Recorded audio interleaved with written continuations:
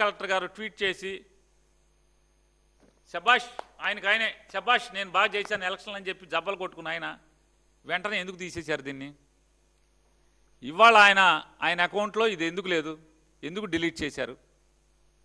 ఎందుకు డిలీట్ చేశారంటే ఆయన ముందే దొంగోటర్లు నుంచున్నారు లైన్లో, వాళ్ళ మొహాలు కనబడుతున్నాయి. ఆయన ముందే దొంగోట్లు వేస్తున్న వాళ్ళు నుంచుని ఓట్లు వేస్తున్నారు.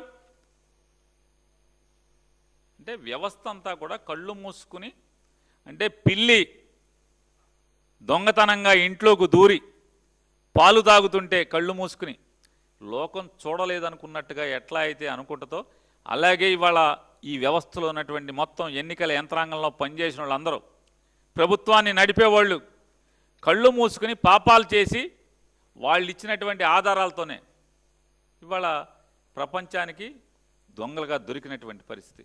ఎందుకు డిలీట్ చేశారని నేను అడుగుతున్నాను. కలెక్టర్ గారు ఇది కరెక్ట్ అయితే ఎందుకు డిలీట్ చేశారు మీ అకౌంట్లోంచి?